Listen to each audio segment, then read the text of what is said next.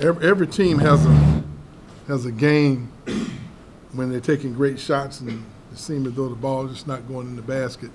And you normally have 2 or 3 of those a year. During this week's practice, as we were going through a lot of shooting drills, I was saying to myself, boy, we really, really have the potential to be a really good perimeter shooting team. And the night was one of those nights where it just seemed like we had great shots that just couldn't fall. And this team, though, don't get it twisted. They're a really good shooting team. And when you watched it, as we prepared for them, they shot the ball consistently like this against just about everybody who they played against. They was extremely challenging because they executed the offense very well, and they were throwing up everything. Everything they threw up went in, and everything we threw up was kind of a little bit off. And you have to give them credit. It wasn't as much about what we were not doing. It was just how well they were shooting the ball and how well they were executing. But the unique thing about our team is that I think we have enough parts that we can find someone that's capable of stepping up and being productive. And I think that's what happened tonight. We had a lot of guys step in and give us good positive play. We had a lot of unselfish spirit. We had guys got some stops when we had to get them. We had some adjustments we had to make with who we need to have on the floor from a defensive standpoint. And I think we had guys just step up to the plate and do what they had to do to win. It was one of those grinding games that I think is good for this team this time of year to keep us focused and understand we still work in progress. We still like this team, but I think we got some moving parts that still are developing. Question for Coach, Coach. Coach, if I'm not mistaken, your guys scored 43 points off of the bench. How important is that for your team? Well, in the game last week up in New Jersey against Connecticut, the first half, we scored 39 points, and 29 of those points came off the bench. That's who we are. You know, I use this term, we win games by committee, and that's kind of who we are. Our starters were playing hard and wasn't quite giving us the offensive productivity we needed, and some other guys stepped up.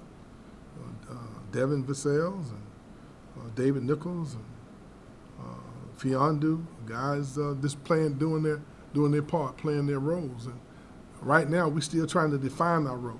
You know, we still got some moving parts. Got 4 or 5 guys we're trying to develop some confidence in themselves, and so we have some confidence in them. And, I think you saw Polite played really, really good tonight, but he just shots didn't go in. Got a lot of confidence in him. We started Gray because MJ had a turned ankle. And I thought the pace of the game was such that it was better, you know, to go another direction in the second half, and we started David Nichols because we thought he was quick enough to really give us some savvy and some decision making on the floor. And he did. We went with Vassell doing critical parts of the game, and I thought Chris really made a big difference in there. He clogged the lane up, got some rebounds, blocked 4 shots. And I think this is the kind of team we're going to be all year. You're going to see different guys step up and make plays. Just trying to get Phil back into the flow. It was a little challenging. He had great shots. They rimmed in the basket. I thought every one of them was going in. But I thought he had good effort, and I just didn't want to push it. We want to ease him back into the flow. We're going to need him for the long haul. I thought his energy was good. I thought he was talking. He was verbal. Before too long, hopefully we'll get him back being the old field. Leonard, what does Devin show you on a day-to-day basis that enables you to put him in there with some confidence and whatever he's asked of, it seems like he's been delivering? I had an assistant coach when I was at the University of Miami. We had a kid named Tim James, and I was always complaining about what he didn't know and the mistakes he was making. And he told me, he said, Coach, this kid, Tim, gets more things done by accident than most people do on knowing what they're supposed to be doing. That's the way Devin is. I mean, he's just a player. He has great instincts, and he figures it out on as he's playing. And I think you're seeing a youngster grow up in front of your eyes. He's a guy who we think the world of, and as he gets bigger and stronger and gains more experience, my grandmother used to say that She had a face say he's cool as a cucumber. Well, that's the way Devin is. He's a cool customer. You know, he doesn't get rattled. In the heat of the battle, he still is poised and sound, playing the game the way he feels it should be played. He's a youngster that I think we're going to enjoy watching as he grows into a more matured player. You went on a 31-7 run in the second half. Just what changed? I thought we got stops. You know, I thought we did a better job of getting our hand on the line and not letting them reverse the ball as fast as they were in the first half. They do a very good job of moving the ball, and when you have good shooters, they get you off balance by reversing the ball, and they do some of the things that we try to do. You know, we don't move the ball quite as well as they do, but they know that if they get the ball above their shoulders, a high percentage of it is going to go in. I think they had, 7 or 8 guys made threes? You know how unusual that is? You know, for you got 13 guys on your team, and 7 of them shoot threes. That's a dangerous weapon. They're going to win a lot of games in their conference. I'm going to enjoy watching them. I didn't enjoy watching them tonight, but I thought our guys just responded to the things we asked them to do. We told them to push up on them, contest, do a better job contesting shots. And they have a system where they're so quick and fast and athletic, they'll break you down and get into the lane, cause you to help, and they were kicking them out. We made that adjustment. We stopped helping out on the shooters, and we just made them try to finish the ball at the rim. Our big guys kind of contested the ball at the rim there a little bit, and they missed a couple. We did a better job contesting them. We got out in transition and got some easy baskets and got our confidence up. And I thought we kind of wore on them a little bit. I thought that the numbers that we played tonight, I thought certain guys, I thought we fatigued them a little bit, and I thought it made a big difference during that period where we were able to extend the lead. Yeah, how much of that, too, was just, not playing in, 9 days? Well, I'm not going to use that as an excuse. I just think that this team shot the ball extremely well, and we had great shots that didn't go in, and we were able to overcome it with making an adjustment mentally, emotionally. We started playing good defense, move the ball. I love that energy.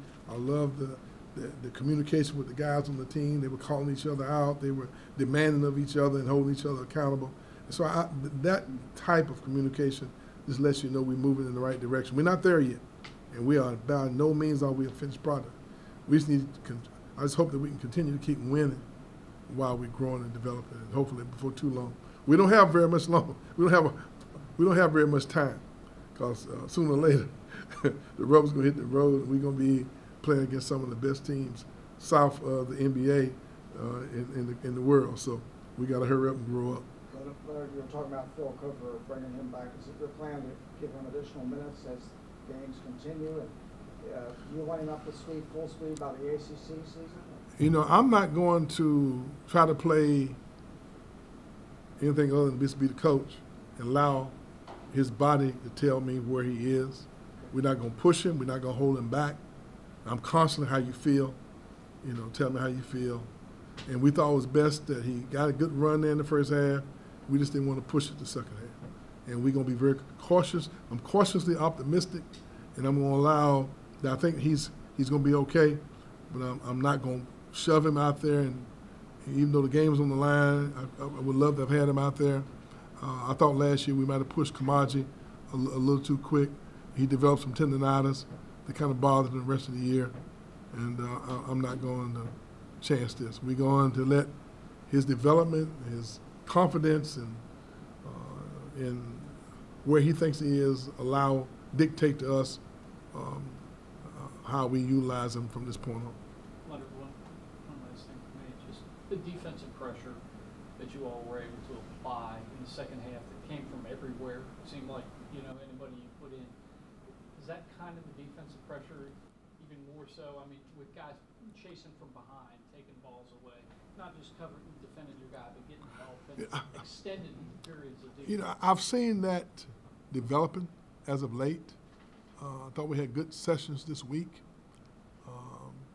And if you remember early on in the first half, we subbed probably a larger group than we normally been accustomed to subbing, because I'm gaining more confidence that David and Polite and Terp and Fiondu, those guys, and as well as Vassell, those guys are coming along defensively.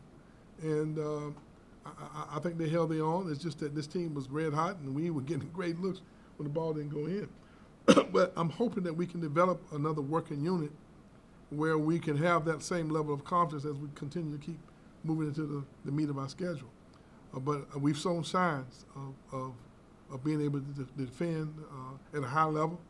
We have not been as consistent as I hope that we will be. But I like what I see. Everybody else set?